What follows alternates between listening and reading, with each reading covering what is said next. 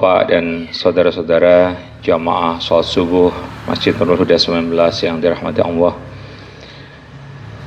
Yang pertama, tentunya sudah sepatutnya kita bersyukur kepada Allah Subhanahu wa Ta'ala yang melimpahkan segala nikmat-nikmatnya, nikmat iman, Islam, dan kesehatan, sehingga di 6 hari pertama bulan Ramadan ini Allah senantiasa memberikan kekuatan kepada kita sehingga kita bisa mengoptimalkan fisik kita, energi kita untuk mengarungi hari-hari pertama di bulan Ramadan.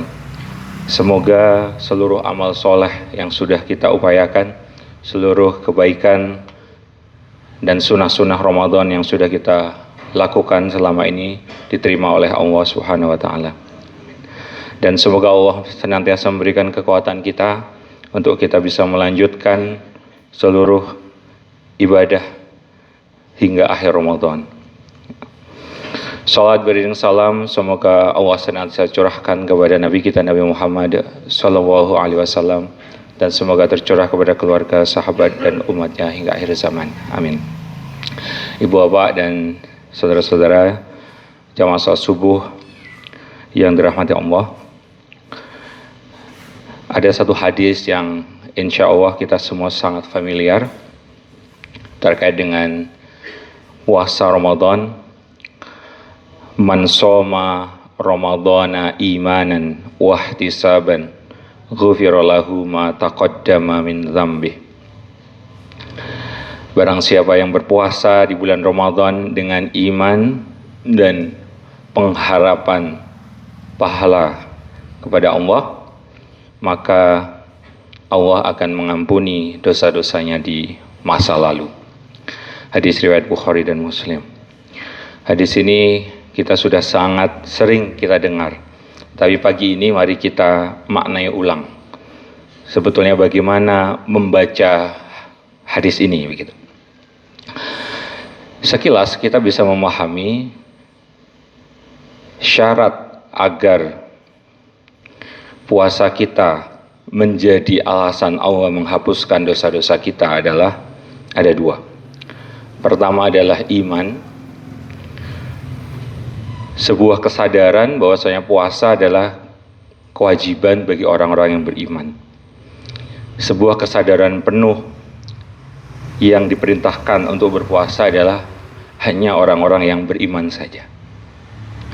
Dasar iman inilah yang menjadi syarat penting yang kemudian ditambah dengan ihtisaban.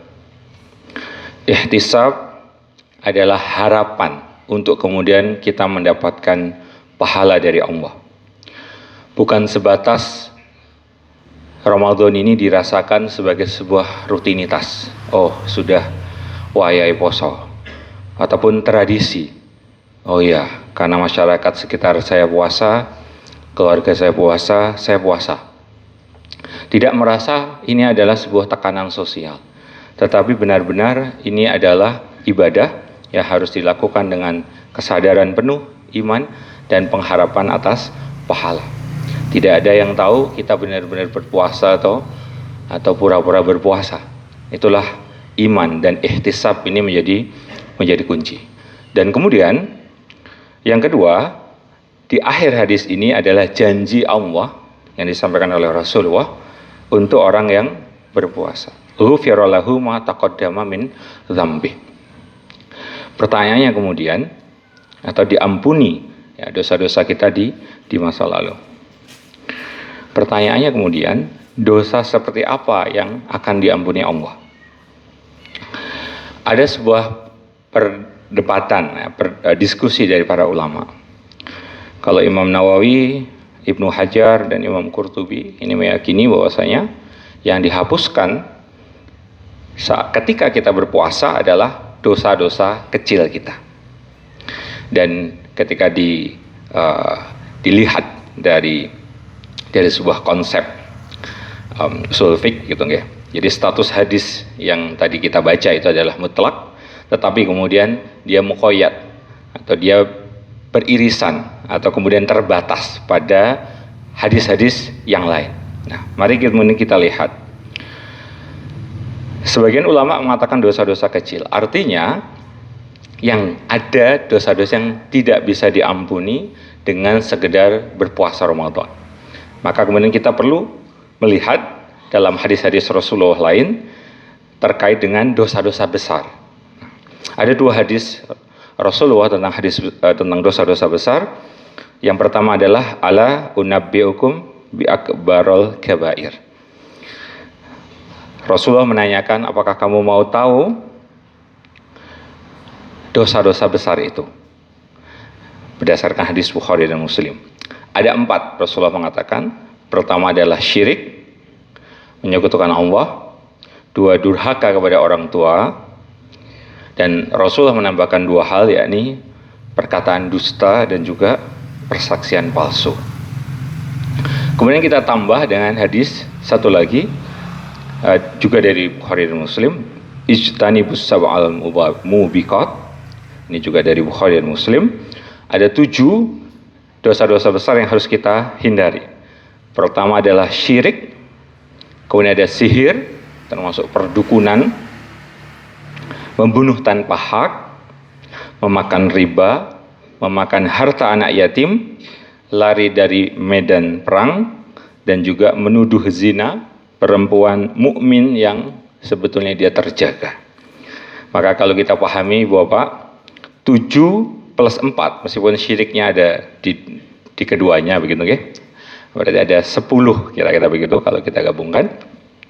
Selain 10 dosa ini bisa dimaknai ya, dengan konteks tadi mutlak dan muqayyad, itu berarti insya Allah dosa-dosa selain 10 itu akan diampuni dengan puasa kita kalau kita jalankan dengan imanan wahtisaban. Dosa apapun itu insya Allah akan diampuni. Ada sebuah analogi, ibarat dalam perjalanan kita setelah Ramadan tahun lalu hingga hari ini tiba Ramadan, kita memasuki Ramadan lagi, pasti kita melakukan kesalahan, pasti kita memiliki dosa. Maka ibarat manusia, kita ini sedikit demi sedikit tertutup debu, kecil-kecil, gitu ya, semakin tebal karena dosa kita. Dengan puasa yang dengan imanan wahtisaban, debu itu akan terhapus.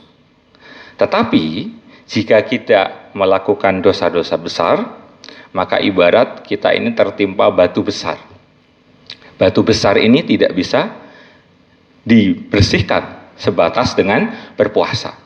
Maka bagaimana? Ada mekanisme dalam ayat-ayat yang lain, yakni taubatan nasuha. Jadi tidak bisa sekedar berpuasa, tapi harus taubatan nasuha. Dengan apa? Dengan pertama tentunya menyesali apa yang sudah dilakukan, kemudian berhenti melakukan kemaksiatan atau dosa tersebut, kemudian bertekad tidak mengulangi lagi, dan juga kalau ada berhubungan dengan hak-hak manusia yang lain harus kemudian diselesaikan. Nah, maka dengan itu ibarat kita sedang membawa palu, kita memukul batu itu dan akan pecah. Maka dosa-dosa besar pun juga bisa diampuni dengan taubatan nasuha, karena kita yakin Allah Maha mengampuni sehambanya. Ibu bapak yang dirahmati Allah, sebagai penutup, maka Ramadan ini semoga benar-benar kita optimalkan, kita maksimalkan sebagai bulan yang mengampuni dosa-dosa kita, bulan maghfirah yang benar-benar kita optimalkan dengan berpuasa yang sungguh-sungguh, dengan imanan wahtisaban, dan kemudian juga dengan jika memang kita melakukan dosa-dosa besar, kita segera melakukan taubat dan nasuha kepada Allah. Dan momen Ramadan ini sangat baik untuk kemudian kita benar-benar menyadari kehambaan kita, dan kita kemudian mohon ampun atas segala dosa-dosa yang pernah kita lakukan di masa lalu. Saya kira ini sedikit yang bisa saya sampaikan. Semoga bermanfaat dan bisa kemudian kita terapkan bersama. Nasru minallah wa fatun qarib wa basyiril mu'minin. Assalamualaikum warahmatullahi wabarakatuh.